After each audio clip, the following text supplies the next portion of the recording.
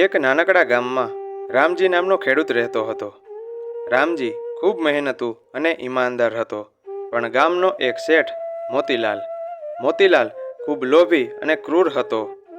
મોતીલાલ ગરીબોની જમીન હડપ કરીને પોતાની સંપત્તિ વધારતો. રામજીની નાની ખેતીની જમીન પણ મોતીલાલની નજરમાં હતી. એક દિવસ મોતીલાલે રામજીને બોલાવીને કહ્યું, રામજી, તારી જમીન મને વેચી દે, નહીં તો હું તને આ ગામમાંથી હાંકી કાઢીશ. રામજીએ શાંતિથી જવાબ આપ્યો, શેઠજી, આ જમીન મારા પૂર્વજોની નિશાની છે.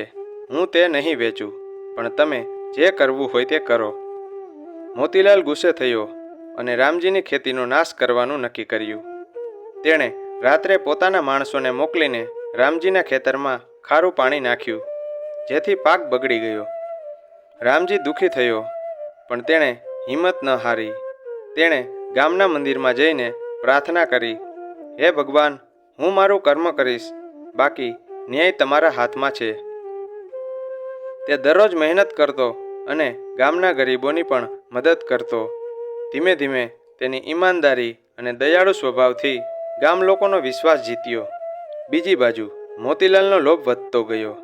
તેણે ઘણા લોકોની જમીનો હડપ કરી, પણ એક દિવસ એક મોટો વેપારી સાથે છેતરપિંડી કરવાનો પ્રયાસ કર્યો. વેપારીએ તેની ફરિયાદ કરી અને મોતીલાલની સંપત્તિ જપ્ત થઈ. તે ગામમાં એકલો અને ગરીબ થઈ ગયો. લોકોએ તેની સાથે વાત કરવાનું પણ બંધ કરી દીધું. એક દિવસ ભૂખ્યો અને થાકેલો મોતીલાલ રામજીના ઘરે આવ્યો અને માફી માંગી. રામજીએ તેને ખાવાનું આપ્યું અને કહ્યું, શેઠજી, કર્મનું ફળ કોઈ ન ટાળી શકે. તમે મારું નુકસાન કર્યું, પણ હું તમને માફ કરું છું, કારણ કે દયા એ મારું કર્મ છે.